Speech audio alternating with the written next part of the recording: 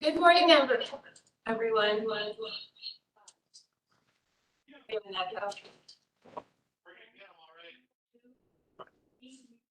Good morning. My name is Stacy Knoll. I'm chair of the Public Safety Civil Service Commission. Today is Thursday, October 19, 2023. It's 10:02 a.m. and we are being recorded.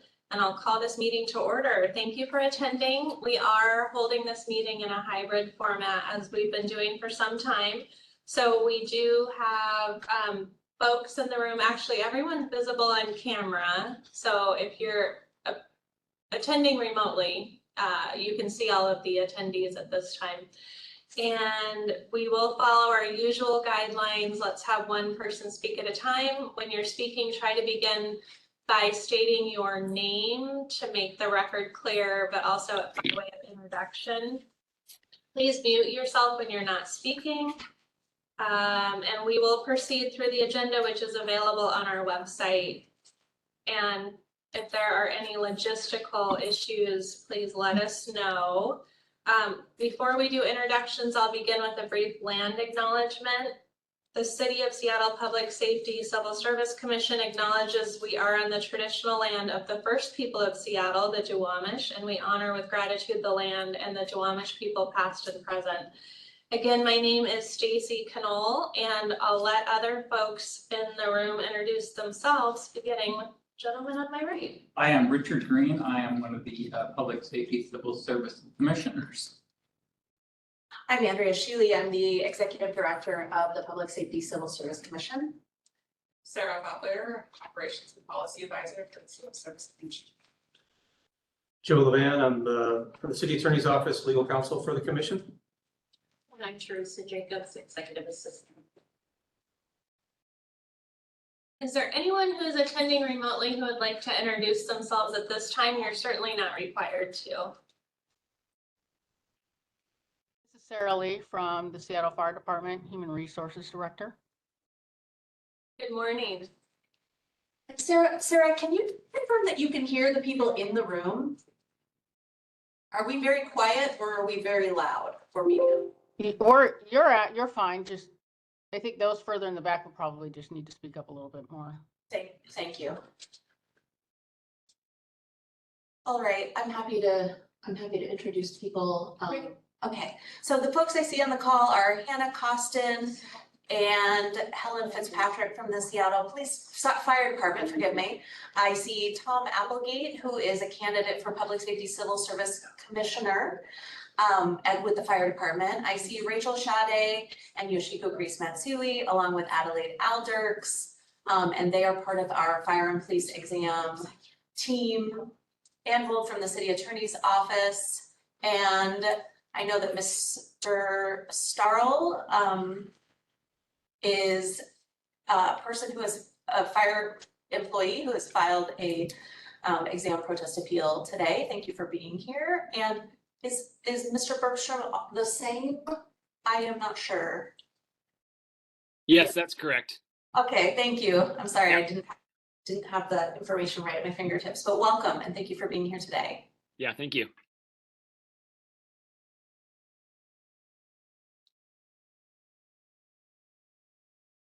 Oh, and I see Fireboat Engineer Brian Bauer. Thank you for being here. You are a member of the development committee for this exam. Is that correct? We cannot hear you, but I'm glad that you're here. Okay. Can you hear me now? Yes, now we can hear you. Okay, hello. Thanks for having me. Yes, that is correct. All right, thank you. Okay, we're on number 4 on the agenda. That's public comment. We do have several appeals on our agenda, number 8. So we'll get there. And when we get there, if folks are attending because you have filed an appeal, you'll have an opportunity to be heard at that time. Just the folks who filed the appeal or members of the development committee who may wish to speak to the appeals in front of the commission. With that in mind, would anyone else like to make any public comment at this time? And I see one hand up, and we'll start with you, Ms. Lee. Yeah, so I I'm just gonna kind of do what is called, what I like to think is a preemptive strike regarding a proposed rule that you guys will be looking at, which is Rule 10.03, return to the eligible register after separation, and proposed changes, which we've gotten some drafts of. Significantly concerned the department is based on the language, the proposed language. And I have particular concern because this is going to impact a current lawsuit where I am personally named along with Chief Scoggins and another, I think Andrew Liu. And my concern is that it's going to be considered a remedial action if this is going to be pushed forward and is going to be retroactive. So with that, I'm just trying to get ahead of it long before things get cemented. But I do want to let you know that we have significant concerns to such an extent that I may end up getting a personal counsel if it's because I'm in a litigation mode. So I want you to be well aware of that ahead of time. Thank you. Thank you for your comments. I appreciate that. Any other public comment at this time? And I will note, we are going to be having an earthquake drill. I think it's building wide. It's certainly not just this meeting. We didn't orchestrate this. It'll happen in about 11 minutes. So folks who are here remotely, bear with us. I'll be following the drill and I'll leave it to everyone else's discretion how you want to handle it, but we'll be drilling at 10:19 in the morning. Okay, so we know that interruption's coming. In the meantime, we'll keep going through the agenda. I will let people know that my intent is that when we get to the appeals under number 8 on the agenda, we're gonna hear there are 3 pending. We'll go one by one, and then we'll go into closed session because it's a quasi judicial matter. And then my intent is that if we're prepared and ready to do so, we'll come back and take a vote on the appeals. We may though have questions that we came up with during closed session, so that's a possibility, and that's why we're doing the closed session in the middle of the meeting after we hear the appeals instead of waiting till the end of the meeting as we sometimes do. So that's how I see this unfolding, just so folks can pace themselves.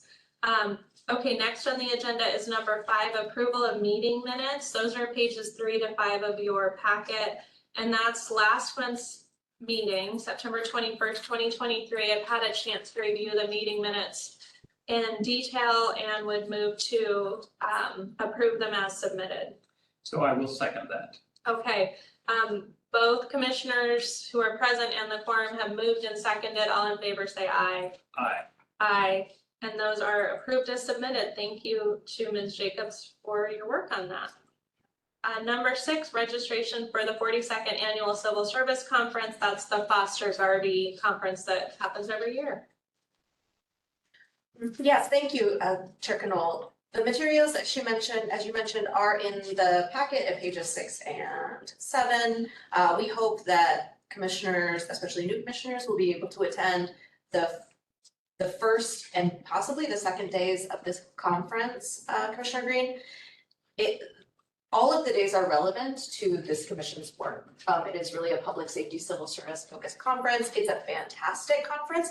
Folks on the call may want to find out more about it as well if they're interested. I see we have a couple people join us. I see Lieutenant Williams. Hello, nice to see you. Contact me if you'd like information. I think it's not too late to sign up, and it's next week. So are you going to send us information about how to register? We could do that. Okay. Yeah. I will note for folks who are looking for continuing legal education credits that day 3, my understanding is they're not granting any credit. But days 1 and 2, I believe they've confirmed they are granting credit. Right, and it's free. And it's free. Okay, number 7, the November 2023 Civil Service Employee Election Update. Sarah, will you please give us the update? Yes, I will speak to that. There's page 8 of the packet here. This is the notice of election for all candidates. That lays out the election timeline. We have completed our candidate information sessions and candidate filing week opened and closed October 2nd through the 6th for both commissions. There's a healthy slate of candidates for each. There were 4 for Public Safety Service Commission and 5 for the non-public safety. Voting will be November 6th through the 13th. And then votes will be tabulated and should have results. And when does that take effect? January 1st, 2024. Okay. Great, so we'll move on to discussion items, again, knowing that we will have a fire drill in about 6 minutes. Okay, so number 8 on the agenda, that's pages 9 through 34 of your packet. And just to keep us organized, page 10 is the actual protest appeal sheet that we'll be filling out, assuming we are able to get to a vote today, which we anticipate that we will. We'll strike Commissioner Joel Nark's name from the meeting. He's not present and he was not able to attend, so he's not here today. But like I said, we do have a quorum. So what we'll do today is we'll go through each of the tasks one by one. Actually, let me pull up some notes really quickly.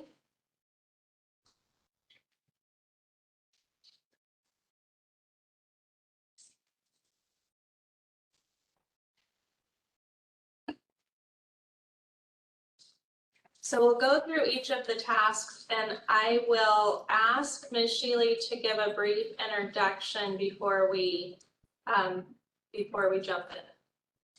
Thank you, Chair Knoll. I'll keep it very, very brief and say that we have Yoshiko Grace Matsui here. She is the fire exams administrator and we on the development committee for this exam. I believe we have both appellants here. And so I will just hand it over, I think. Sorry, you go ahead. I'll give more ground rules, I Okay. think, and then we'll turn it over. Is that? Yes, I don't have my notes here in front of me. Okay. So yes, why don't you do that, Chair Knoll? Okay, so like I said, we're gonna go through these one at a time, and it is the practice of the commissioners to read all of the submitted written materials that were submitted ahead of time. So what we have in the packet, I've reviewed very closely. I do have questions prepared and may think of others. If past is prologue, my fellow commissioner will have questions as well and has had an opportunity to review the material and will seek clarification as needed. The reason I mention that is we're asking presentations to stay brief and to trust that we have read all of the written materials and we don't need further recitation of what you've already submitted in writing. Instead, I would ask that you not read what you've submitted or even go into great detail about it. Instead, it would be helpful to ask if you use your time to provide any additional information or explanation that you didn't have a chance to provide in writing or give color commentary that's not in writing if you feel it's necessary and relevant to our decision today. So again, what we're here to do is we want to make sure that you're being heard, that we understand your appeal, that we understand your position of why your requested remedy is appropriate, and we will ask questions as necessary. Again, when we're finished hearing all 3, we're going to pause the meeting, enter a closed session, and discuss all 3 appeals, and then come back possibly with further questions, but more typically you can expect that at that time we'll conduct a vote on the record. With that in mind, unless anyone has questions about the procedure, what we're going to do is we're going to turn it over. I'm going to ask Yoshiko to give us some brief exam development and administration overview, although again, you can trust we've read the packet. And then we'll start we'll jump in and I'll ask the candidate who is appealing the Leschi Task 5 to speak to their appeal. Try to keep that to about 5 minutes if you can. And questions will then come after that and not be part of your initial 5-minute presentation. Okay, thank you so much. Hi, this is Yoshiko Grace Matsui. I am the fire exams analyst, and I wanted to also introduce fireboat engineer Brian Bauer, who is a representative from the other part of the development committee today. I am keeping my eye on the clock, knowing that our earthquake drill is going to happen in 2 minutes. So I could pause for time here, or I could start a little bit about our development cycle. Some quick facts. I want you to know that there were a total of 4 candidates that went through this year's fireboat engineer promotional examination, which includes a written exam and then a practical exam. And one of the things that makes the fireboat engineer and pilot examinations unique in our team is that our practical for both fireboat pilot and engineer are really hands-on on the vessel, operating the apparatus, operating the machinery in real time, unlike an oral board that is a simulated exercise that you might do for a police sergeant or fire captain. So that makes it tremendously different in terms of assessing someone's skill when they're actually, pushing the buttons and pulling the levers and using the steering, the other electronics, and providing that they can demonstrate their skill, knowledge, and ability for those types of required for those ranks. That was me stalling for time. I don't know. Maybe my clock says 10:19. We'll see what it says. Okay, Brian, I would hope to have him introduce himself. He is a member of our development committee, which also includes another incumbent fireboat engineer from the fire department, a consultant who is actually retired from Seattle Fire, retired fire marshal from the Bainbridge Fire Department, and graduate of the Maritime College in, I think it's in Boston, and has many, many years of experience working with marine vessels, fireboats, etc. And also Amy Jo Chamberlain, who's not with us today, among other staff that help us out. Brian, do you want to give a really brief overview of your role and what is a fireboat engineer, how much background and experience you have in that as well? Yeah. Hi, Brian Bauer here, fireboat engineer. I have been assigned to the fireboat for about 5 years and assigned as a fireboat engineer for about 2 years. And I've been involved in the whole process, helping set up the test as well as proctoring the actual exam. And our job on the fireboat is we're responsible for making sure the boats and all the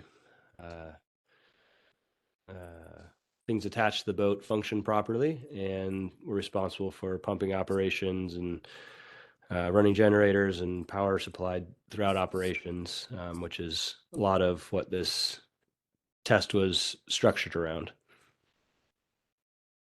Thank you.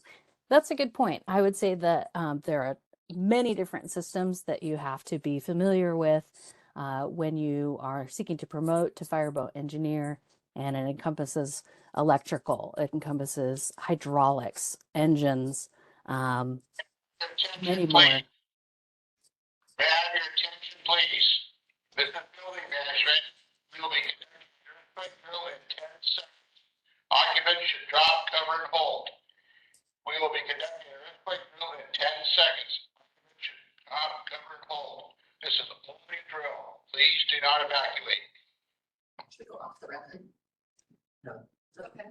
We'll go off the record during the drill and we'll come back on as soon as the drill is over. Thank you.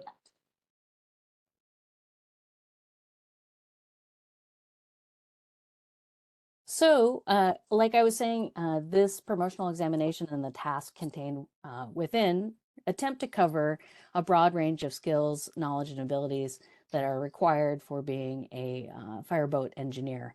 In this particular exercise,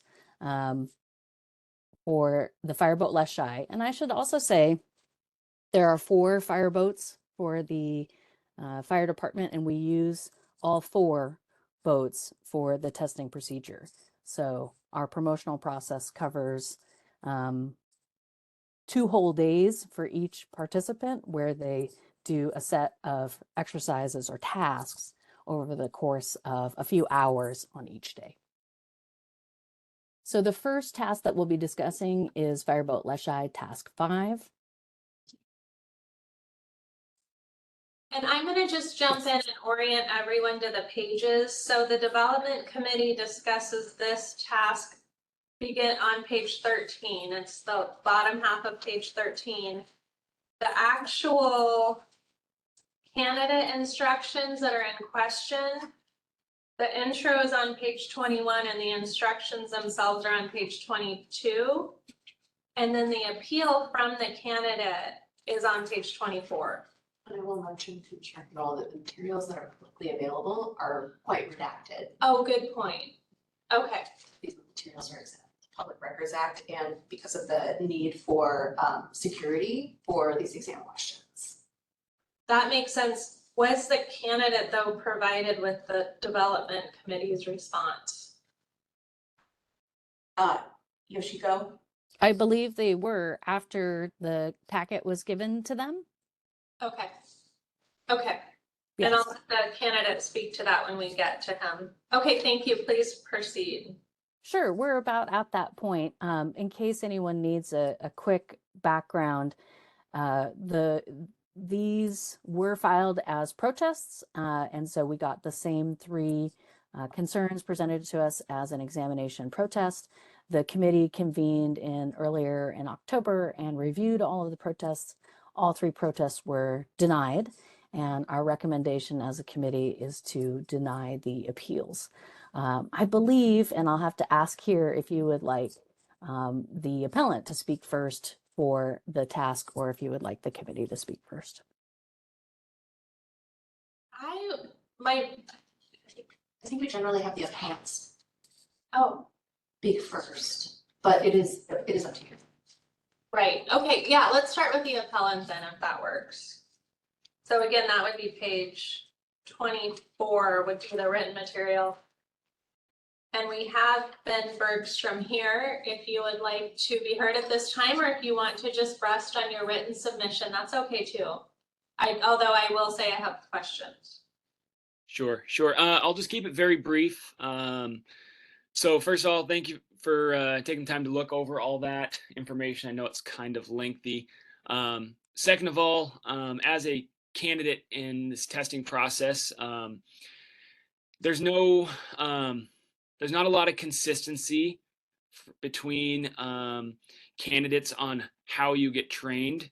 So a lot of it of your performance is based upon how your trainer taught you for these specific pieces of equipment.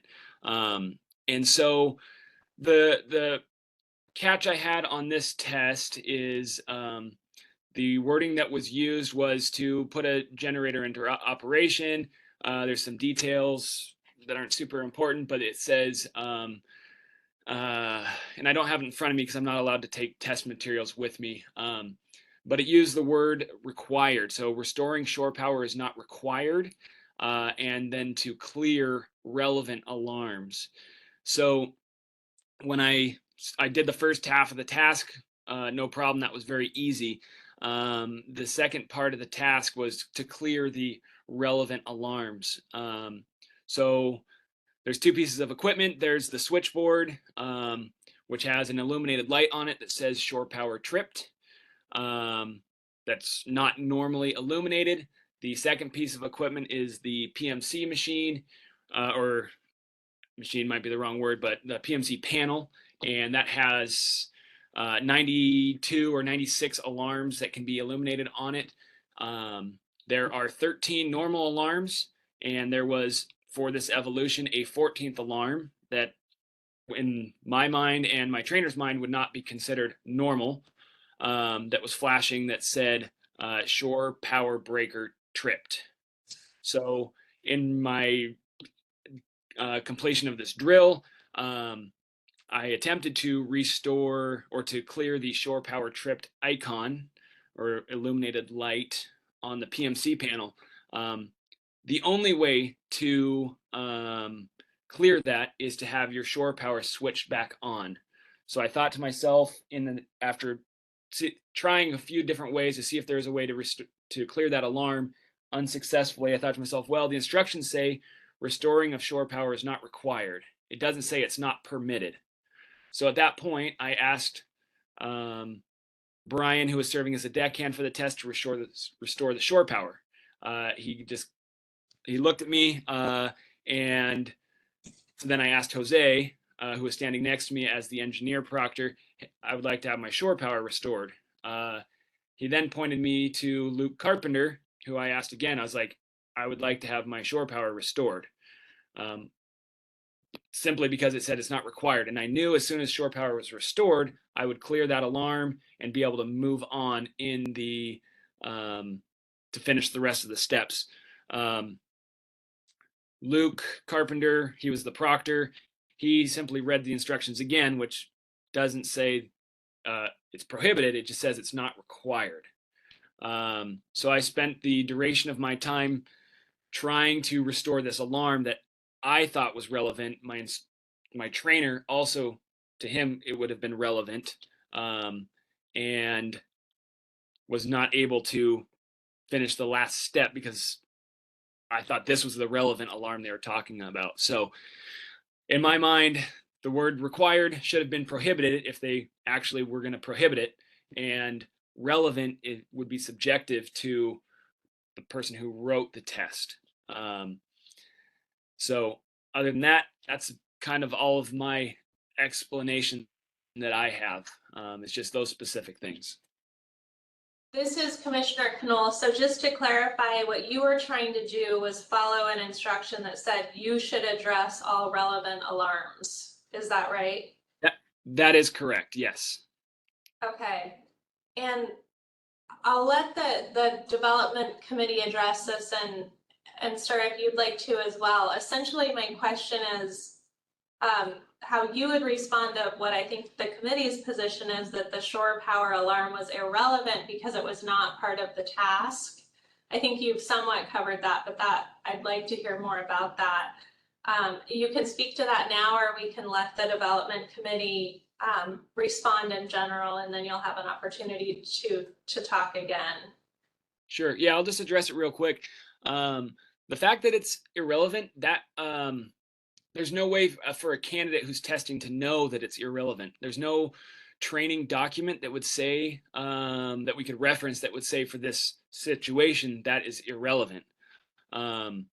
My trainer didn't have a list of the things that were going to be on this test, so he had no way to teach me what was going to be classified as relevant.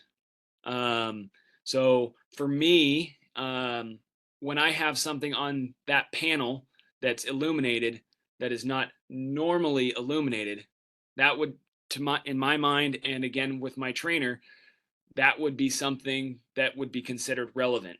And my trainer is a fireboat engineer who has been assigned to the unit for, I think he's been an engineer for almost 5 years. He's been on the boats for 8 years. So to him, holding the same rank, he considers that relevant. So my training was that this would be a relevant alarm. And there's just no way in this testing process to know that shore power was irrelevant in this case. It didn't say that shore power should be disregarded. It just said restoring shore power is not required. So based off of that wording is where it led me down a path. Understood. Thank you for elucidating that. Would the development committee like to be heard? And we also probably have more questions as well. Sure, I will. This is Yoshiko Grace Matsui. I will talk a little bit about training and the variation of opinions about how to do specific tasks, there may not be consistent training, and some folks may do procedures a bit differently. That's true for any fire station. It's not always possible to have training be 100% standardized, and folks may still deviate because they feel like their way is slightly better or different in some regard. And so our effort in the testing process is not to capture how people were trained. It's to try and capture the knowledge, skills, and ability for using the equipment on the vessel. So in this particular case, and I hope that Brian can jump in here in a second, the task has a few signals built into it in the description that were purposely meant to lead the candidate in a certain direction. One, the title of the task is called Total Power Loss, starting the number 2 generator and putting it online in manual mode. Nowhere in that title does it say you have to restore power or shore power. When it says shore power is not required to be restored, to me, that is a signal that you don't have to do it. If you say that you should address all relevant alarms, that is different than saying address all alarms. If I told you that restoring shore power isn't required, then that alarm is not relevant. And I think it's important to note that when a candidate does go down a different path than we intended or that we hoped they would, we cannot put them back on the right track. They have to use some problem identification to get themselves back into the right line of actions that actually accomplish what we're trying to do in that task. Brian, what would you like to add? Yeah, I think you covered everything pretty well there. I think that again, not having the actual written material in front of me, but we're trying to lead the candidates down the path that is not required to address the shore power consideration, and with the generator running, all the other boat functions work at full capacity, and so the intent was to move down that path, and there were still some actions that weren't accomplished associated with the required task on this question. Thank you, Brian. I would also say that you can see from some of that language as well that folks sometimes go beyond what the instructions are. And in our candidate orientation, I try and reinforce for all fire positions that you should address the question that you're being asked. Make sure that you're focusing on the thing that you've been asked to do and not something else. And when you go beyond the parameters of the task, that actually probably doesn't help you. And in some ways, it will consume the time that you have. For this particular task, I think the candidate had 5 or 6 minutes to complete it. And if you go down a different path, one of the penalties is that you just lose time. Thank you. Other questions? I did have a question. This is Richard Green. Mr. Bergstrom, I was wondering, so if the task is to start the number 2 generator, how does the presence or absence of shore power impact that? Yeah, so the way it works with this panel and the way that they performed this this I guess task, yes, the generator does suffice as shore power. It's one and the same, but the way that they performed it, it illuminates a light that's not normally lit that says shore power tripped. So to me, like, that was, I thought, what the relevant alarm was, in that I was just forgetting a way to reset that alarm. So yeah, I don't know if that answers your questions. I mean, shore power and the generator are one and the same, but just based on the steps that they set this task up, it illuminates a light that we wouldn't normally see in operation, and it would be something that would have to be addressed to get the boat back into normal operation. You know, in hindsight, I see now that that's not what they were looking for. But you know, in the thralls of taking a test that's very high stress, you're not necessarily you know, able to see exactly what they meant by that. So I don't know if that answers your question. Yes, in a sense, would you say that this flashing light was essentially a distraction from the sort of the main task of again starting this generator? I mean, I guess it could be considered a distraction. I mean, I did start the generator and I did get the power transferred over. That wasn't the issue. I had completed that part of the task. The part of the task that I got stuck on was clearing the relevant alarms. And so that there's the illuminated light that says shore power tripped on the one panel, and then on the other panel there is a flashing light, or it would have been solid because I acknowledged that there was an alarm going off, but a secondary light or alarm that says shore power tripped. So again, in my mind, during the test process, I had this alarm in two places. I guess one is an alarm, one is just an illuminated light, and I determined that to be relevant. So, and I guess if like in Yoshiko's explanation about the committee, it says that she said, if you go down a path, they're not allowed to correct you. I totally agree. They're not allowed to hint stuff. If that's the case though, because the instructions didn't say shore power is not required, they didn't say it was prohibited. They said it's not required. I feel like they should have let me continue down that path to solve the problem, because had they restored shore power very quickly, I would have, because I know as soon as I get shore power, I can clear that alarm in 1 second. Then that illuminated light will go off. It'll come off the PMC panel as well, and everything would be as it is. And then the only thing that I had left to do per the grading sheet when I looked at it was to silence the steering alarm, which is right there as well.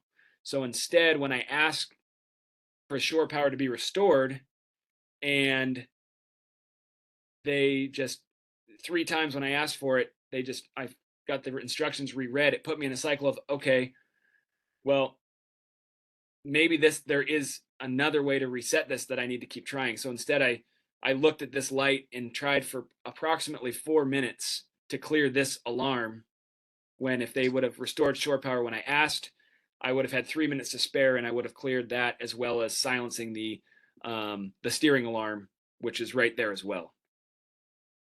Let's hear from Yoshiko, who's had her hand up. Thank you. This is Yoshiko.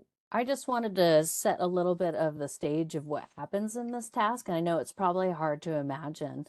So for this particular task, the candidate, the deckhand, the safety engineer, myself, and the 3 assessors and the facilitator, so it's about, I think, 7 people, are standing in the engine room of a 110-foot long boat. And when you cut the shore power, the lights go off, the boat goes dead. There's no power to the boat at all. At that moment, an alarm goes off and a flashing light goes off and another alarm goes off. It is already very loud. We hand out hearing protection for this task.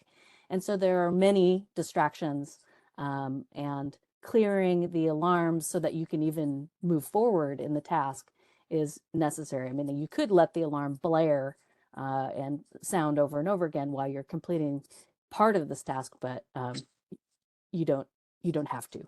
So I just want to recognize that while the shore power tripped light is one distraction on the panel, there are many more distractions, and it's part of the testing process that is not just a simulation of a real live problem that you might encounter as a fireboat engineer, but it actually, that is how the boat reacts, behaves, if you might say, when the shore power goes off unexpectedly. Again, I would only say, and I'm hoping that Brian could step in if he has additional comments, but nowhere does it say you have to restore shore power or all alarms. And if you are done with the task, that's usually it. You can stop. And sometimes a candidate will go, I think I'm missing something. I should do more. And sometimes that is the case, and sometimes it's not. You kind of have to, my advice to candidates that I give in my candidate orientation is to stop, reread your notes and your task instructions that you have as a paper copy in front of you. And if you believe you've addressed what's in the task, then you can say, I'm done with this task. Or you can wait till time runs out, either one. Thank you. Are there other questions from the commission? I didn't have any questions. I guess I had maybe a comment. So it's maybe part of the testing process is you're given a task, and maybe part of the testing is whether you can perform that task notwithstanding the distractions that you're experiencing. Is that part of the testing process? Do you know? Yeah, I can jump in on this. I mean, it's kind of the nature of the fire service is a little bit tricky in that we're trying to, well, when something happens, it can be very intense and there's lots of distractions and there's lots of variables that sometimes you can account for, but oftentimes you can't. And one of the ways that we create an added element of stress that you can't account for in a training situation is putting a stopwatch on things. So that kind of forces a person to act quickly. It adds an element of stress, as well as it requires you to triage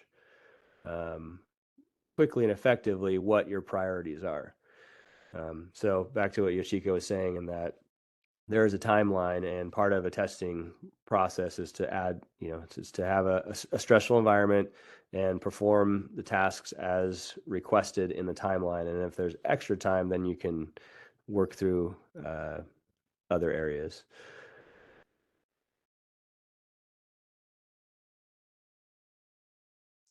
Anything else? Yeah, no, that's all I had. Okay, thank you. Unless, Mr. Bergstrom, you have something that is relevant and hasn't been said yet, we'll move on to the next appeal. Yeah, I just want to touch on just a couple things Yoshiko mentioned.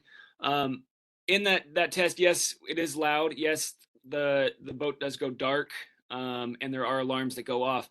I just want to say that I did mitigate all those in the correct order. You can very quickly restore power to the boat by getting the generator up and running and get things transferred over. I did that. The lights come back on at that point. There is the added engine noise, but that was not an issue there. And then all of the alarms that were sounding that are a distraction, I mitigated those by acknowledging them and silencing them. So there was no alarms going off, and there was power restored to the boat. So the only thing that was left was to clear these relevant alarms. And I mean, I just want to go back to the fact that the explanation is that they can't lead you anywhere. And if that's the case, when I asked for shore power, they should have restored shore power because it's not against the rules. So they are, in fact, kind of leading me down a path by not doing that. So it's like when I asked for that, I mean, I still had 4 minutes left in this task. And as soon as that would have been restored, I would have been done in 30 seconds. But because when I asked for the shore power to be restored 3 times and they just read the same rules back to me to clear the relevant alarm, shore power is not required, they led me down the path of this is the relevant alarm. So it's just very hard as a candidate to know what is being meant. But if you're not going to lead somebody down a path and it doesn't violate the rules, I feel like they should have let me go through my own process, which would have been quickly clearing this alarm that was tripped, clearing it off the panel, and then restoring and clearing the steering alarm. So I have another question. So was the shore power an audible alarm, or was it just a flashing light on your panel? Well, so it's in two spots. It's illuminated, shore power tripped on the main breaker. It's just a light that's not normally illuminated, but it's there indicating there's a problem with the shore power. And then it is audible at first. You can silence it, which is my normal task because it leaves it flashing on the panel and it's very easy to see that there's an outstanding alarm. And then if you hit acknowledge, then it's a flashing alarm on the PMC panel that says shore power breaker tripped. And I just reiterate again that that's not something that is normally illuminated. So as soon as shore power is restored, you can clear the tripped alarm on the panel, and then in turn, it will come off the PMC panel and be completely, it won't be on there anymore. And, you know, that would put the panel in my mind back to normal. Right. I guess I was concerned about whether it was still, at what stage was the audible portion of the shore alarm, I'm sorry, the shore power, when did that go off? As soon as you cut the shore power, there's about a 3-second delay, and then you start getting the flashing light and the audible alarm. But like part of that's one of the distractions, right? You have all of these lights, and you have to mitigate that. So once I had restored shore power or restored power to the boat via the generator, I silenced the alarms on the PMC panel. They're still illuminated and they're still flashing if you just hit silence, but they're there. And then you go through your process of making sure the normal ones are illuminated, because there are 9 alarms that are always illuminated when we're back to normal mode, one that's sometimes there, and then there's 3 flashing ones. But there was an additional one that was there flashing during the process of this test. So at no point did that alarm ever go off the PMC panel, but I had silenced the audible alarm, because that's just to let you know if you're not in the engine room, hey, we got alarms going off. But since I was right there, the normal practice is to silence stuff. And after you silence it, it'll still be there until it's rectified. And given this task, I was not able to rectify that alarm. Sure. So once you were able to restart the number 2 generator, you were able to silence that audible. Were there other audible alarms that you were also able to silence at that point? Yeah, you'll go through, depending on the sequence. I mean, you'll get a lot of different alarms that trip, not all at the exact same time. So you'll hit the silence on the panel 4 times maybe, and it will silence all alarms that are active at that time. And so if you silence one, you might get another one that trips like a second later, and then you silence that one, and then you'll have to hit silence numerous times. Because when you go dead boat, which was what the scenario was, you'll get 20 alarms going off kind of all at the same time, which get rectified as soon as you restore power with the generator. But the only one that was remaining on there was shore power tripped, which was silenced in that process. Thank you. Okay, thanks everyone. Appreciate the time and the detail there. We are going to move on to the second appeal. And this regards a different fireboat. This is fireboat number 1. 2 tasks are at issue. So task number 1 is the second appeal and task number 2 is the third appeal. The development committee's position is the top half of page 14. The instructions, the intro is on page 26 and the instructions are on page 27. And I do acknowledge that the redacted version looks different. And then the appellant's memo regarding the appeal and his position, that's page 29 of the packet. So with that in mind, I would like to turn it over to Mr. Is it Starl? I hope you'll correct my pronunciation. And again, please rest assured we've read the materials in detail. This is your opportunity to be heard with anything that you'd like to say in addition, or any comments on the development committee's position as you understand it. So I'll turn it over to you if you'd like to be heard. Yeah, thank you. This is Mark Starl, Seattle Fire Department. I appreciate your time. We're discussing task number 1, a fireboat 1. The task was to flow water at 100 PSI from the bow monitor, with the monitor directed to port. In the task, it states that this exercise is to complete startup procedures for pumping water from the bow monitor under normal conditions while at the dock. My issue or concerns with this is, number one, the labeling of Fireboat 1 at the ignition switches of telling you to start the port engine first and the starboard engine second. Now, part of the issue lies with the fact that each task is graded independently, but there are 3 tasks that flow into each other during the evolution of the testing of Fireboat 1. So task number 1, you complete that task, but you immediately move into task number 2, where you picked up from where you left off on task number 1. So they do roll consecutively into each other through the tasks, which then kind of makes you paint a picture of, hey, I need to do this particular thing first in this task in order to set myself up for success for task number 2. And I allude to pumping task number 2, which states that you're going to now have to pump utilizing foam and do everything to do that, but don't actually initiate the foam to actually show foam. But you need to set up to be able to do that. So in task number 1, where on the ignition switches, it says that you need to start the port engine first and the starboard engine second, contradicts what you would start up to run the Foam Pro, which would be the starboard engine that runs the Foam Pro hydraulic system for the Foam Pro.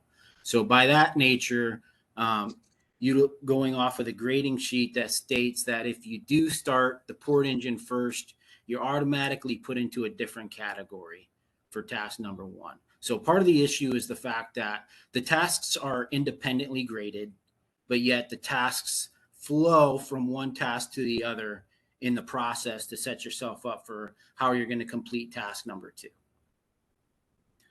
So in saying that,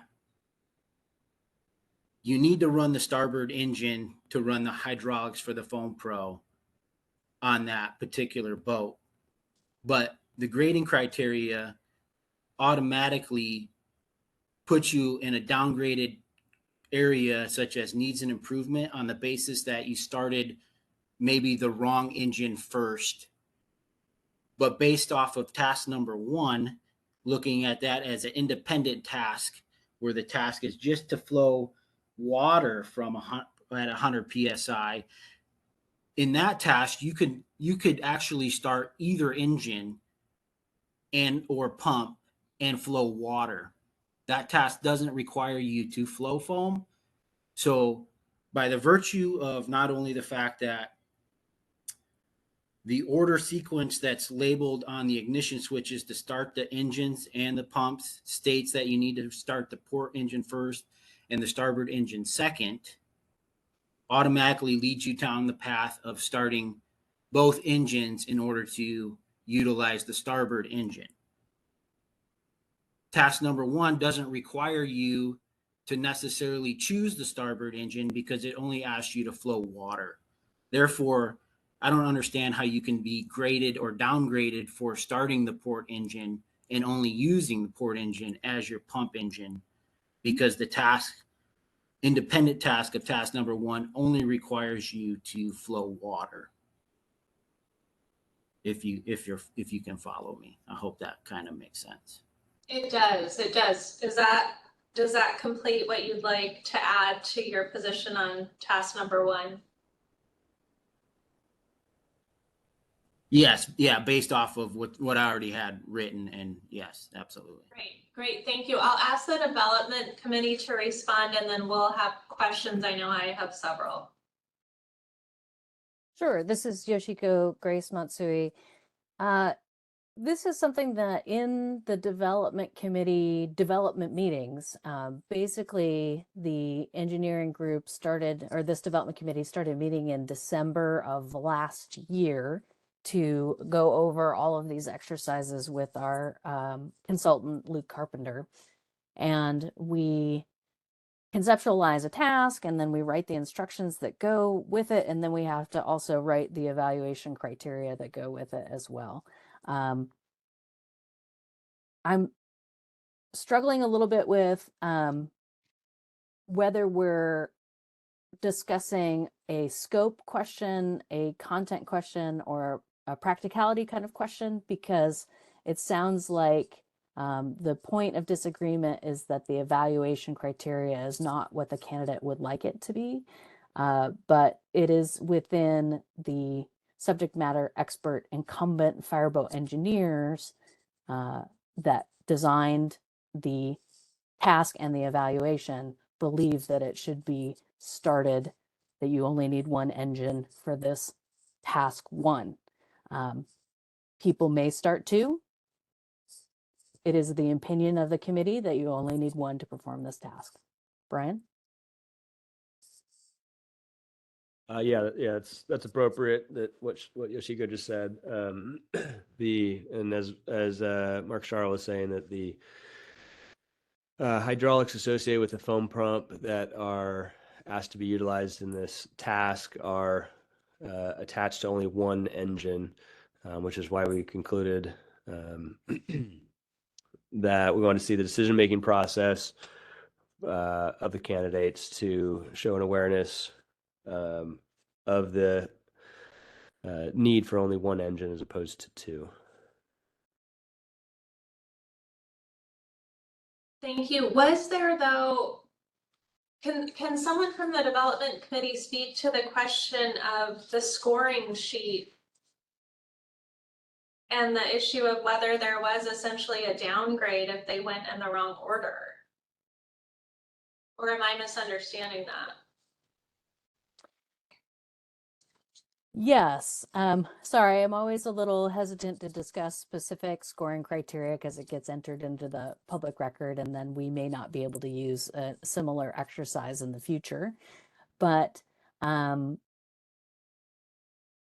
candidate has the option to start 1, either the starboard or the port engine, or both engines for this exercise. In the development committee's opinion, only 1 was required.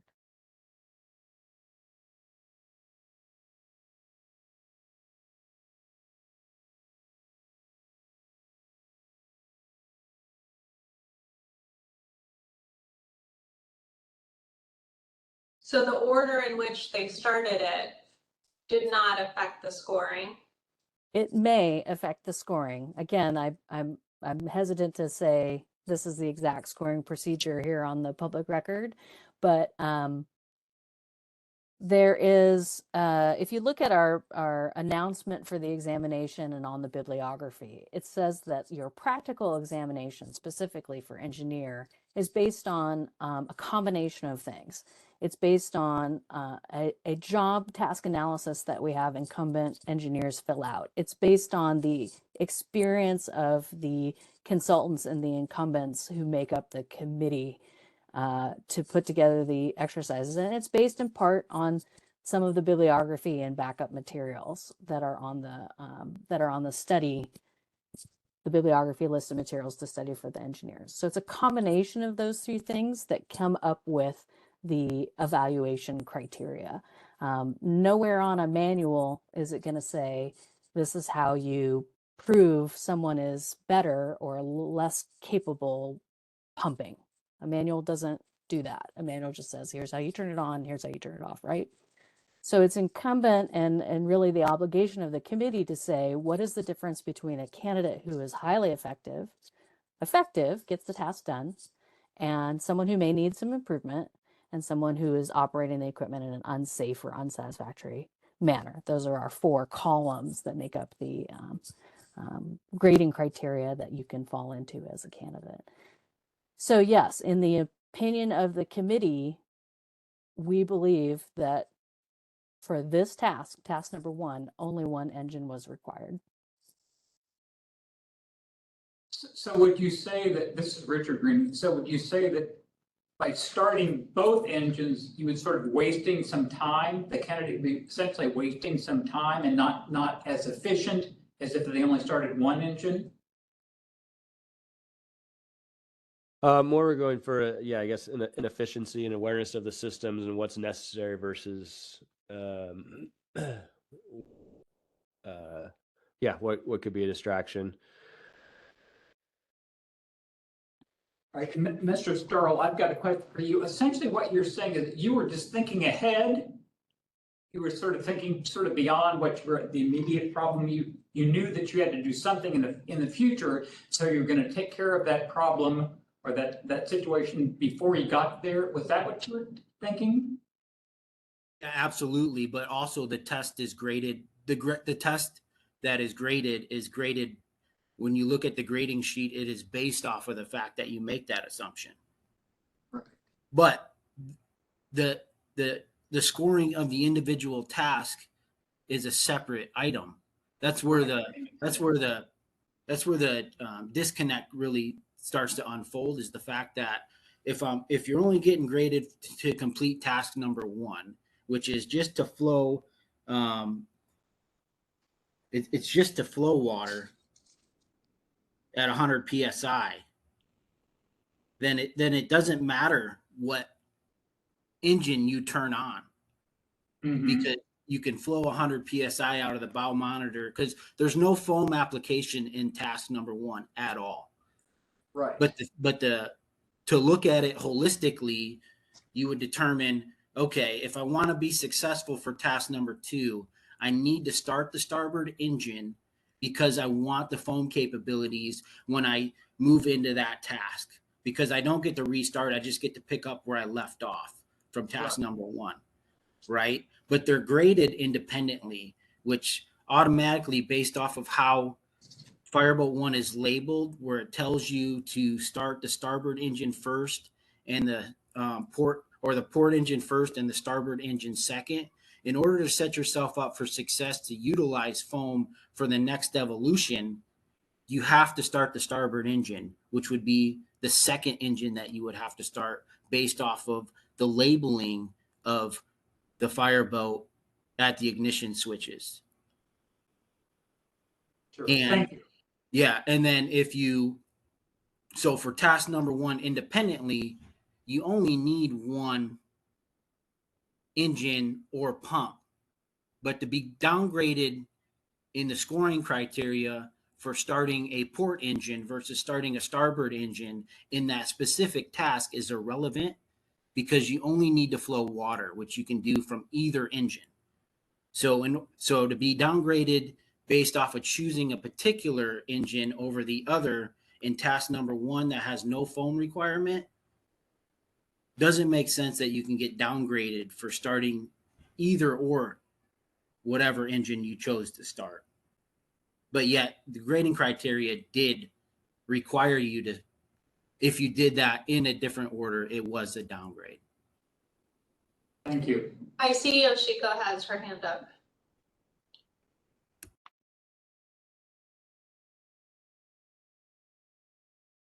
But I'm not hearing anything. Oh, maybe that was an old hand. Sorry, no, it is a real hand. Sorry about that. I just wanted to add some clarifying information, and part of this might be a lack of awareness of testing procedures. We try very hard in the testing environment, which is very different than a real life environment in your daily work that you might do. Testing is an artificial environment where you have people watching you do everything and evaluating you with pens and paper and clipboards and timers. It's not the same as real life. And we try very, very hard not to have tasks that have a cascading failure. So that means if you got task number 1 wrong, then you won't be successful on 2, 3, 4, or 5, right? And so we want to structure our tasks so that they have a chance to be successful for number 1, and then you reset, and then you start for number 2. Now, this is not this candidate's experience, but I want to frame out that if someone can't do task number 1 at all, we will set them up in the same condition for task number 2, for task number 2. Like, let's say I'm a candidate and I go in and I can't show water through the bow monitor, or it doesn't get up to 100 PSI. For task number 2, I'm going to set the boat up as if I did. Because all 4 candidates have to have a similar experience as much as humanly possible that we can create. And so even if I did fail and got like a 1 point out of a scale of 1 to 9 on task number 1, we would reset the boat to a condition that it should have been in so that they can go on to task 2. So the idea of setting yourself ahead for this next task, while I think it's a testing strategy that might assist a test taker, it's not our consideration in this task that they have to do prerequisite steps in order to set up for 2. We will reset the boat if you don't get it set up for task 2. Are candidates explicitly told that?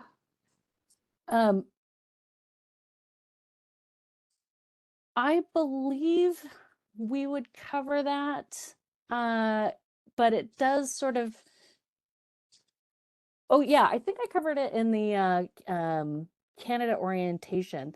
So that whole idea of a cascading failure is something that we avoid in oral boards. We want to avoid it in all of our practical exercises because it doesn't show what the candidate knows.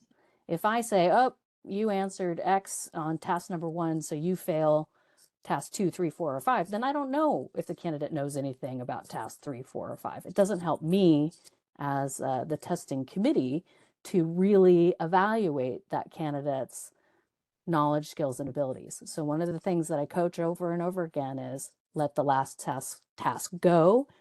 Make sure that you center yourself, take a deep breath so that you can do your best on task number 2 or 3 or 4, which is graded entirely separately than task 1.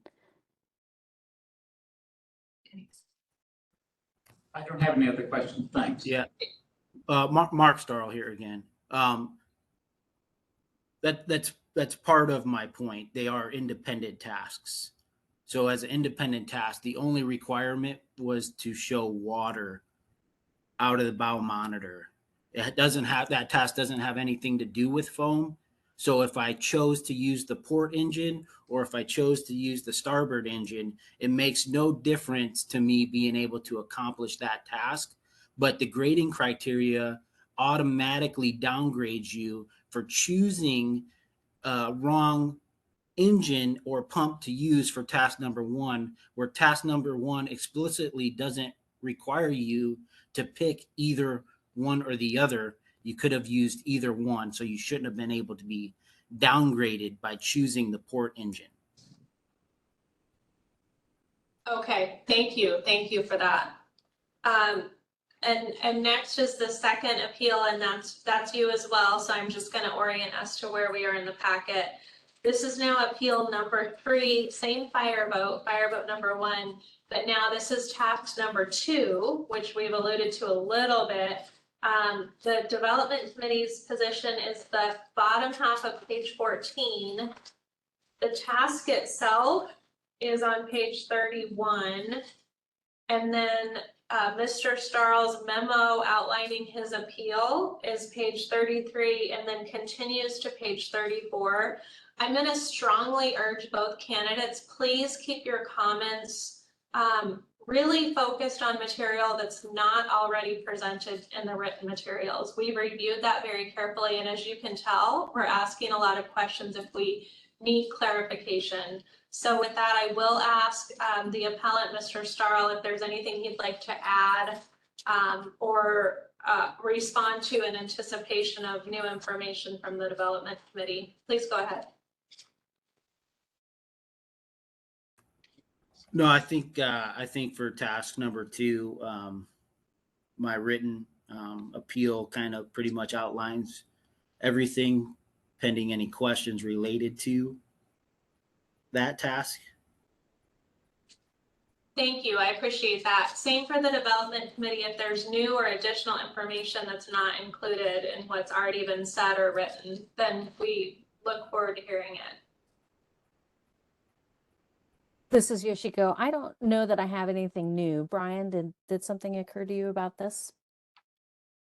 Again, not having the documents in front of me, I can't say with 100% certainty, but nothing has come up to my attention from our last meeting, no.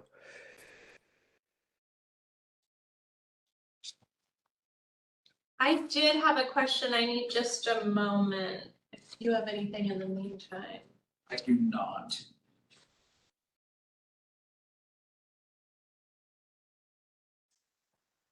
Yeah, I read all the materials, including the Development Committee's position, but I would like for someone on the Development Committee to just spend just a moment that I see Mr. Starl's point about this being an unequal testing environment. Due to the failure of the starboard engine, I understand that this is a dynamic environment.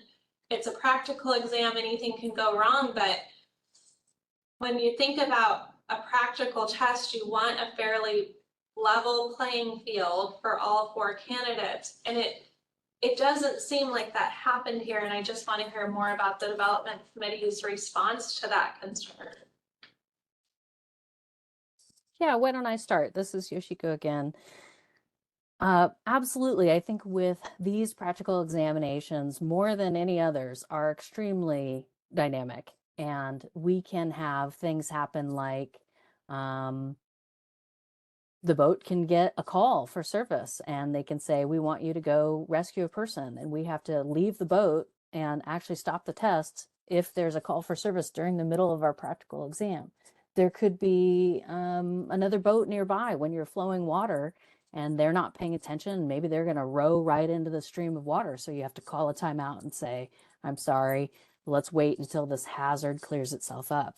And so it's actually not uncommon for there to be interruptions or what you would consider to be not consistent test environment, because it is a real live working marina at Fisherman's Terminal or down at the waterfront on Alaska Way that we do these tests. It's not in a classroom. It's not in an interview room. And so unfortunately, the committee over the years that we've been doing this testing, we have to roll with it and we have to have some procedures as to what to do. So in our testing capacity, basically we operate on a see it and say something, right? So if you see something, you have to say something. There is a kayaker coming our way and they might go right into the water. Someone has to raise their hand and say, stop, I need to stop the clock. And we're all in charge of safety in that regard, so that you have all 7 people looking to see what kind of issue comes up. So unfortunately, we cannot control for all things that might go wrong. And some folks' testing experience might be slightly different than other people's testing experience. Unfortunately, we just cannot control 100% of the things that happen. When the starboard engine did not turn on, the task before, we determined in a huddle, we paused the clock and the development committee steps outside of the wheelhouse of the boat and says, okay, what do we need to do? Well, we are time constrained with, like, do we stop the clock and then suspend the test and figure out if the engine needs to be serviced or looked at? And we really decided that it was not necessary to have that engine running in order to go through the steps to describe how you would flow foam. We already asked them to only describe it and not actually flow foam. firefighting foam costs something like $50 to $60 per gallon, and we do not use it in the testing environment because it's too expensive and it's a waste of foam. And so we never ask them to actually engage the foam in a test. We ask them to describe how the system works and what buttons you need to push to, let's say, adjust the concentrate level or turn the system on. And so not having that starboard engine does not prevent you from going through the rest of the steps of that task and be 100% successful. Thank you. So I had a question. So in the committee's I guess discussion of this, it says that so the candidate was issued a safety warning for issuing a command to open the standpipe while flowing water at 60 psi through the port wing monitor. But Mr. Starl's response on our page 34, he says, at no time prior to the safety engineer stoppage did I instruct the deckhand to open the standpipe discharge. So it seems to me he's disputing sort of the facts of what actually happened during the test. Yes, sir. I believe that that is what is happening. But I will remind the commission that there are standing in a very small wheelhouse on a 50-foot vessel. There is a safety engineer, a deckhand, a timekeeper and facilitator, that's myself, another facilitator, Luke Carpenter, and there are 3 assessors. So there are 7 other people in that room listening to whatever the candidate says. And so at the time that we stopped and said, we're going to issue you a warning, the 4 people who make up the development committee who were there witnessing it all agreed that he gave this command. And at the end of the test, when the candidate goes through all of their tasks for that vessel, the assessors can say, oh no, I heard him say X, or you were wrong, or you shouldn't have given him that safety, or tell us what you were thinking when you did that safety warning. And all 3 assessors agreed that that was what the candidate had directed the deckhand to do. So I understand that what we call the fog of war, when you're doing a practical exam, we refer to that a lot. In the fog of war, you might go and decide to do a task that you don't really need to do. You might mishear instructions. You might not follow instructions. You might think you've done the thing that you thought you did, but you actually didn't. Many of those things are caused by that stress of being in the test environment. But unfortunately, the committee and the assessors did not concur. Brief response by Mr. Starl, if you'd like.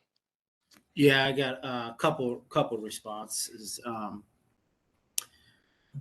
for the overall testing of that. Like a lot of those examples are external factor examples that aren't applicable to what the dynamic of the actual event is, whether or not you have to pause because a ship comes along. That's a totally different circumstance from what the actual task itself was, or the implications or the impacts of the task based off of not having systems function properly for your examination.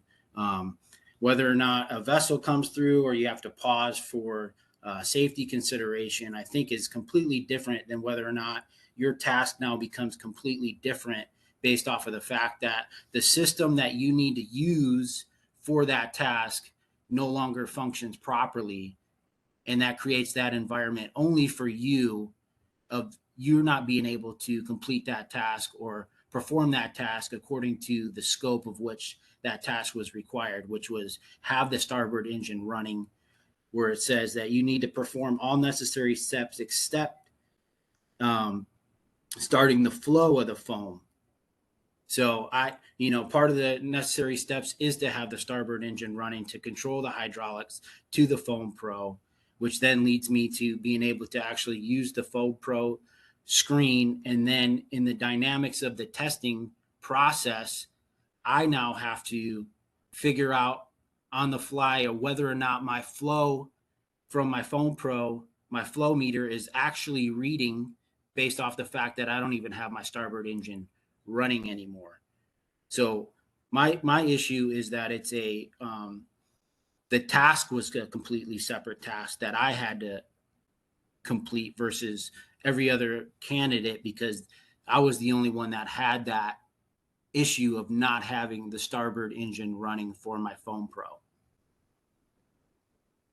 And then on moving on to the safety violation.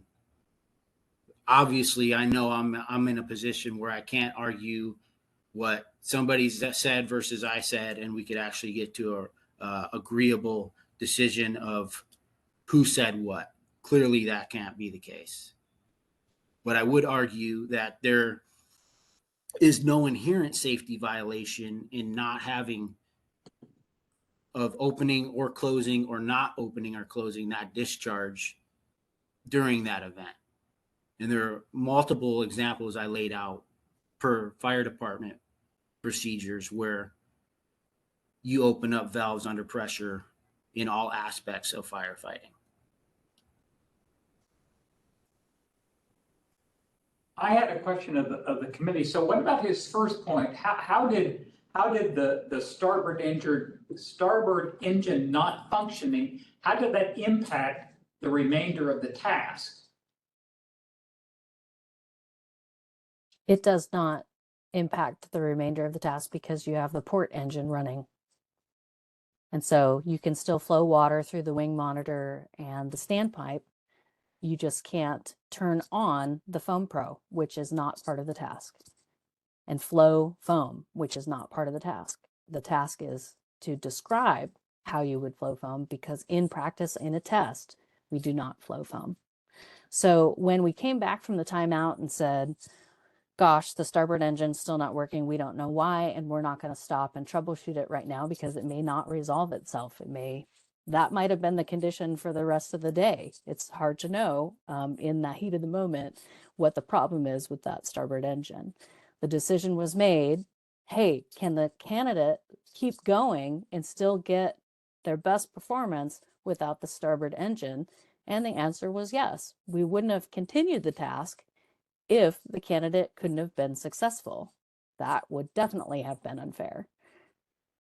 It was determined by the committee that you could say, okay, after we advise the candidate that, yes, it's not working, but please pretend that it is and describe all the steps that you would do in order to get the Foam Pro to show foam through the starboard hand line that's run off to the port side. Sorry, I put in starboard when I didn't mean to. The standpipe feeds a hand line that was off to port. You can do all of those steps without the engine actually running. But part of his point isn't that the meters that he was looking at were showing a zero flow, which of course I assume that would not be the case if the starboard engine had been operating. Brian, will you comment on that, please? Yeah. If we were to actually get to the state of flowing foam, at that point you would be reading those monitors. But in this test experience, we did not actually get to that step. So there was never actually anything to be read that was part of the test. Oh, okay. So because no foam was actually flowing, that meter would not trip. It would not show. That's not true. You still show water flow. That meter does read your water flow. So the fact that meter was showing zero eluded me down a path where I automatically thought, hey, is this meter showing zero because I don't have my starboard engine running? Because it's showing water flow. The meter reads my water flow, and then I either push the button to start injecting foam based off of the flow of my water that is going through the system. Mm-hmm. So then I'm automatically in a position of where I am now trying to determine whether or not, hey, is there a problem with the meter because I'm not using the starboard engine? Or is there a problem with the meter because not all valves are open? Because I should have a water flow showing on that display. So to me, it does become an unequal testing process between me and other candidates where I have to pretend that all systems are operating normally for a particular event that does primarily focus on the Foam Pro system of flowing foam, where you would simulate the flowing of the foam, but you would still have appropriate readings of your meter displaying whether or not you are flowing water.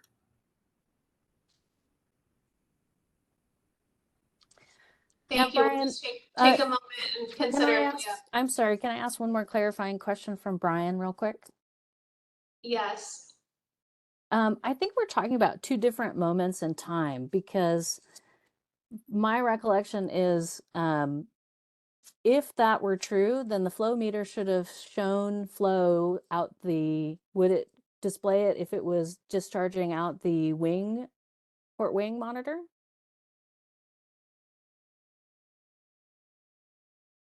Brian? Sorry, could you repeat that? So the issue that I'm seeing here is that water was already flowing out of the port wing monitor, but now the candidate is stating that the gauge said there was no flow. Does that gauge only show flow out of the standpipe or bow monitor, or should it have shown water pressure to the wing monitor? Yeah, I feel like we've gotten crossed up in a few different Yes. things here. So Yes. So first off, the foam proportioning system, it auto decides how much foam to disperse based off of the settings that the user inputs. The inputs could still be done even though the starboard engine was not running. The volume of flow only shows out of the bow monitor. Again, like I don't know exactly what point we were in the scenario that's being addressed, but as long as the electronics are on, the volume of water flowing out of the bow monitor will still show, even if it's out of the port or the starboard engine. So the volume display would be the same. The only thing is, if you were to have hit the activation button for the foam would not have actually worked. But again, the test was not to actually make the foam flow, it was just to get up to that point. So the volume of flow reading would have been reading normal regardless of the situation that arose for this particular candidate in this scenario. Again, Yoshiko, I'm not sure if your question is pertinent and getting crossed up, but the wing monitor volume does not show on the Foam Pro screen, but I don't get the sense that that's what's being disputed. I don't know if that helped clarify things or we just jumped around a whole bunch. I think that what I'm looking for is the what is the gauge, and it's not the Foam Pro gauge that I'm looking for. It's the flow meter, I believe that the candidate is talking about. The flow meter is on the Foam Pro screen. Got it. And so if you're not flowing through the bow monitor or the standpipe and running the starboard engine, it will not show a flow. Correct. Any further questions from the commission?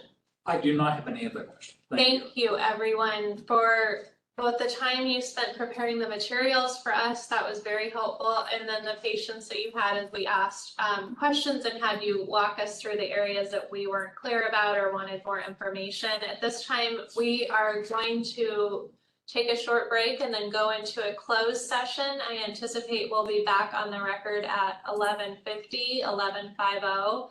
And so we'll rejoin you at that time and continue with our agenda. Thank you so much.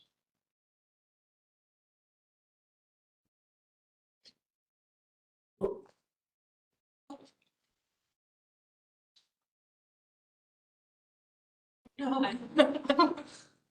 All these things. Okay, so we're recording. Okay.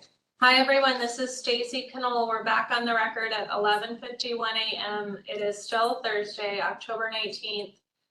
We had a chance to meet in closed session. We're back on the record.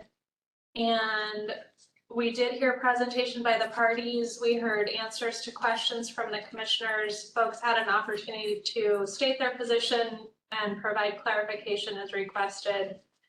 And at this time, we'll be conducting a vote appeal by appeal. And I'll read the task to be clear which ones we're addressing, and then we'll take a vote. So the first appeal is, this was Leschi, task number 5. The remedy requested was to remove the rating. The development committee recommended that we deny that request or that appeal.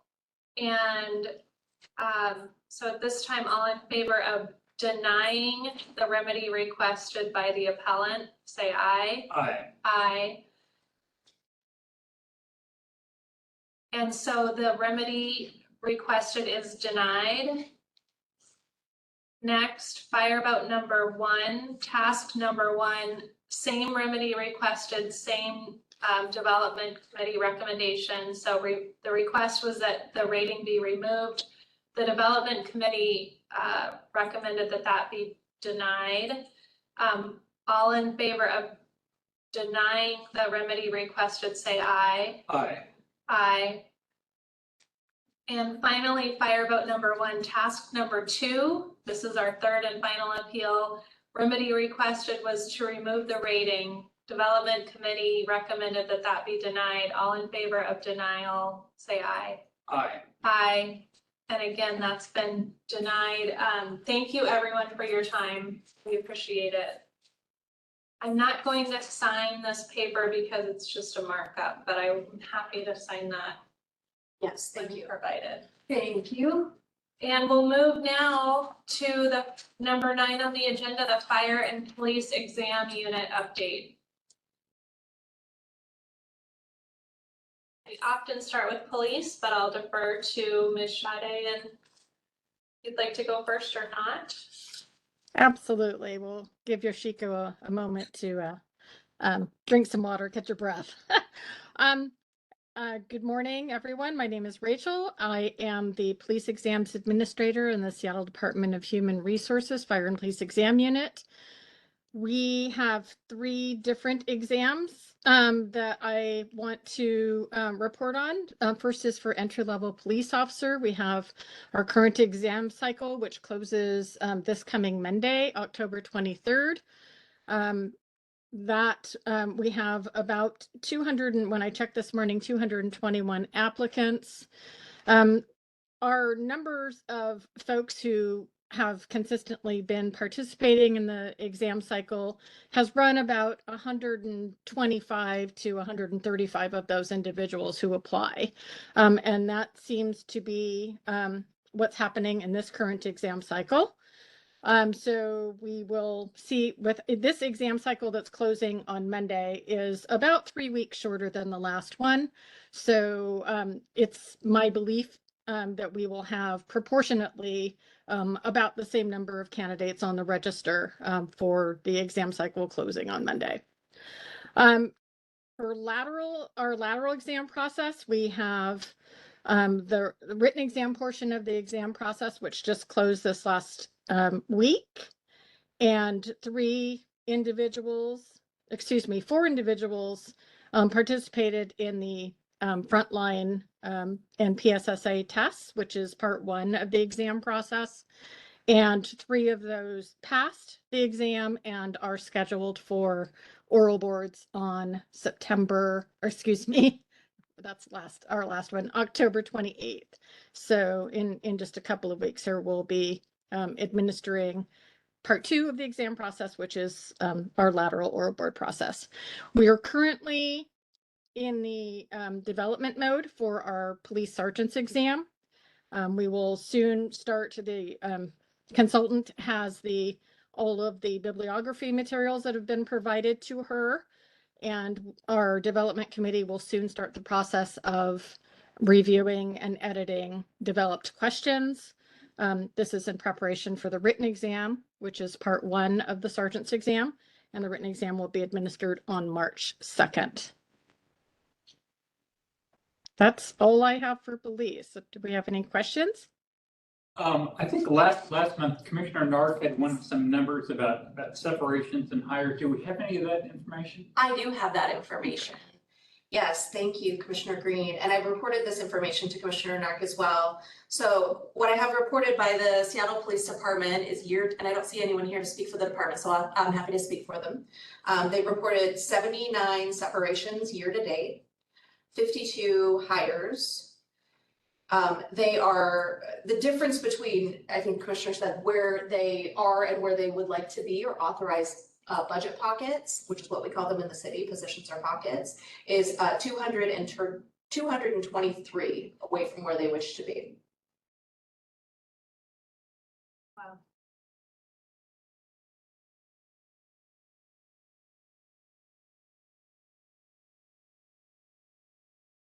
Okay. And we will be reporting this data. I have the same for the fire department. It looks like Ms. Hannah Costin is here. She may be able to report that for them. And we'll be doing this monthly for the commission. Okay, great. Good. Thank you so much, Rachel. Thanks for the information. Good to see you. Thank you. Good to see you as well. Okay, fire exams update. We are ready. All right, this is Yoshiko again, coming in to give you our fire exams update. Thank you for your patience as we were describing all of the protests, appeals, and rationale for those exam protests and appeals. So the fireboat engineer register is due to be published on on December 15th.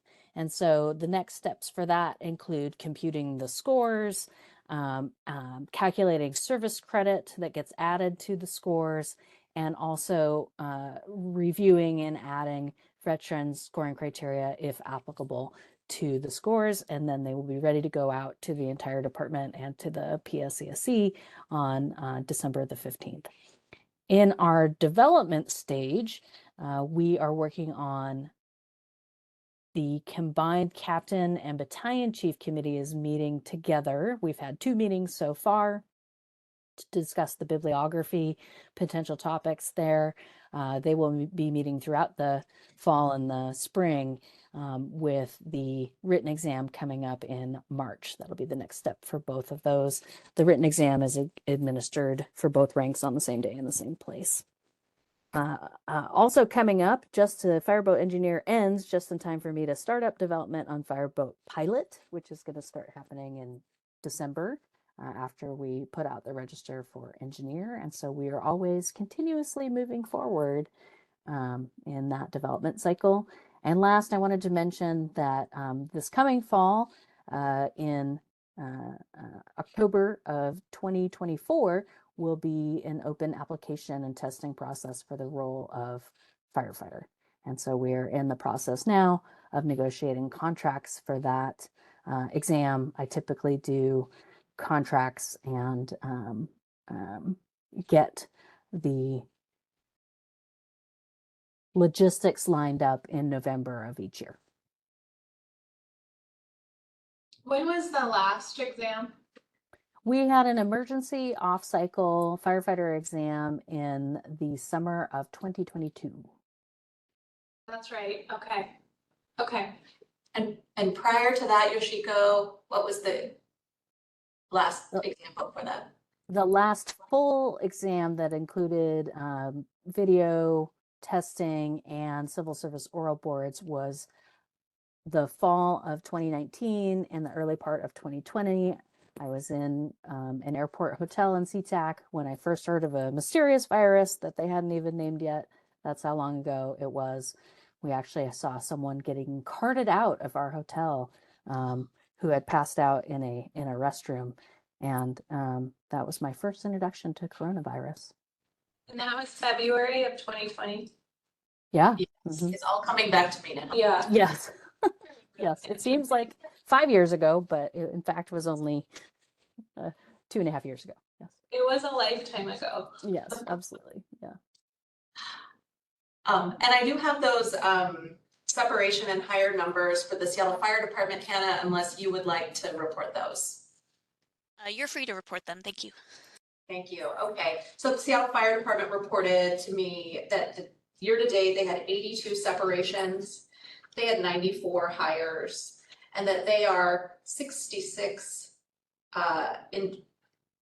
individuals away from being at their full authorized staffing. Thank you.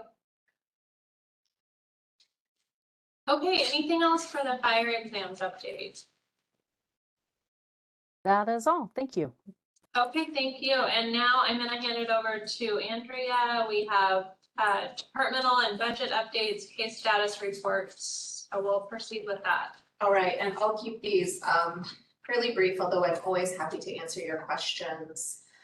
For departmental work, our department hosted the Civil Service Commission's yearly retreat on October 2nd, and it was a really good event.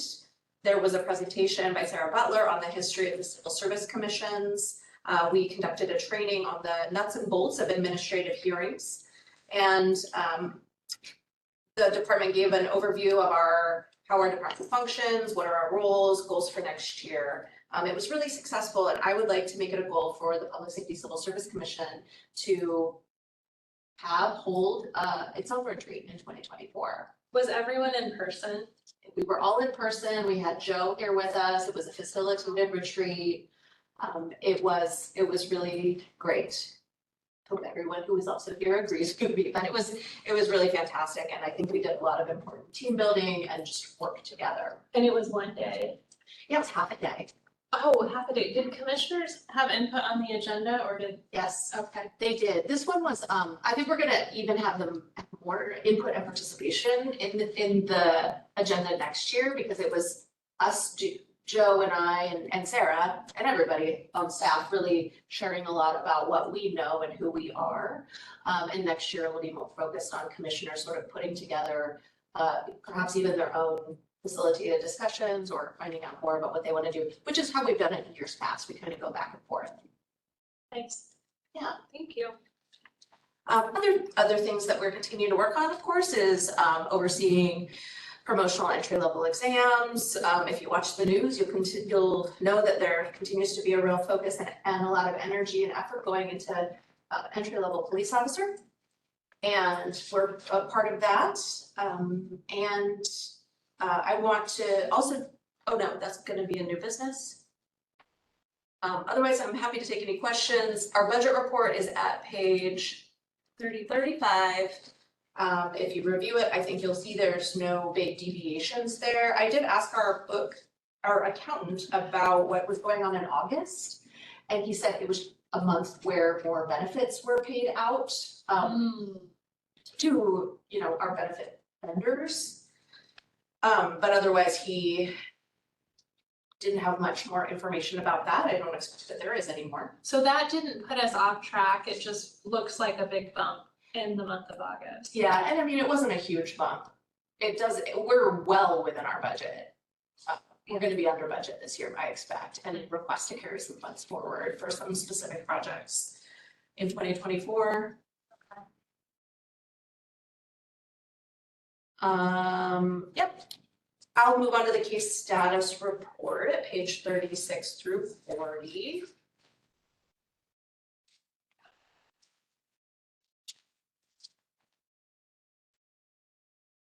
You'll see at the top of page 36, of course, are the exam protest appeals that the commission decided today. There are no other active appeals before this commission, but the ones in 2023 are listed in the following pages. At page 38, you see requests for reinstatement that our department has processed this year in partnership, of course, with the Seattle Fire and Police Departments. At page 39, those are requests for probationary extension. The Public Safety Civil Service rules do permit certain conditions for a department requesting to extend a probationer's time on probation. And those are ones, they're typically, very typically, because someone took family leave or another kind of, approved leave, and they extend it by the amount of time that they were absent, so that the department can ensure that they receive the required training and that their FTOs, their training officers, are able to observe them on the job, performing the tasks that need to be performed in their first year of employment.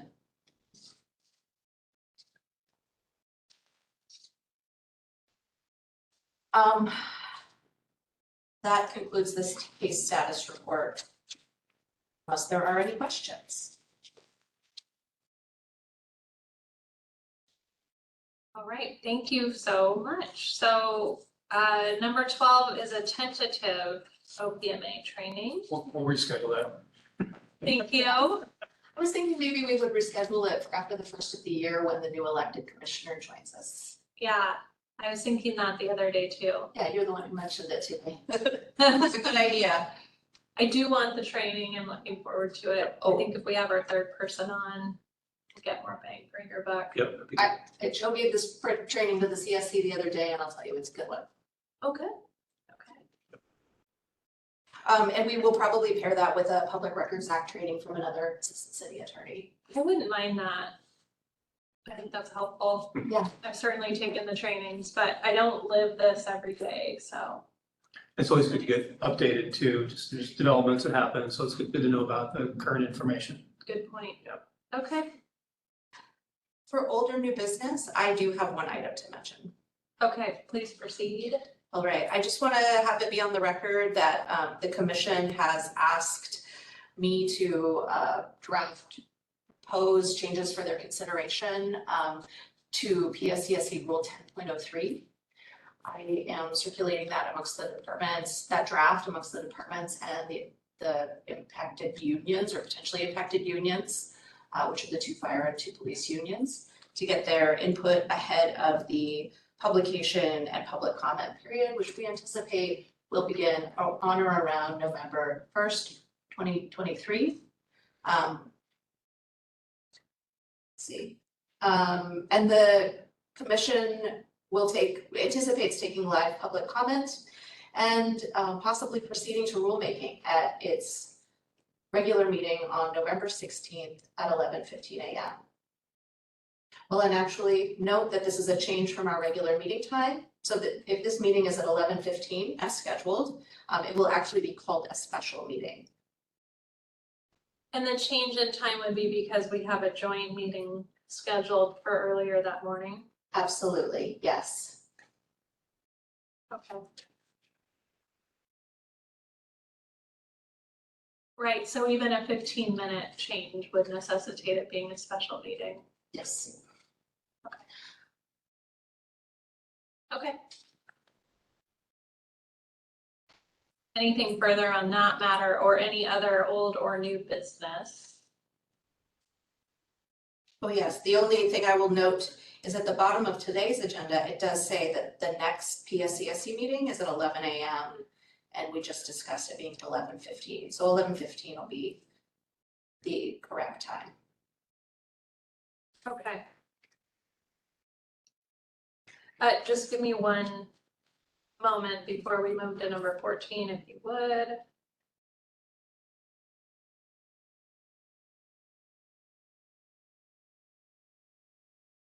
Okay, moving to number 14 on the agenda, executive session. The commission will now be going into executive session to discuss with legal counsel representing the agency litigation or potential litigation related to a proposed action or current practice. And this is pursuant to RCW 42.30.110 sub 1 sub Roman numeral 1. It is expected that the commission will be in executive session for about 15 minutes, so that would bring us to 12:25 p.m. today. The commission will not be taking action today following the executive session. This meeting will be adjourned at the conclusion of the executive session. So with that, we will break now at 12:10 p.m. for executive session. Thank you. Nice to see everyone.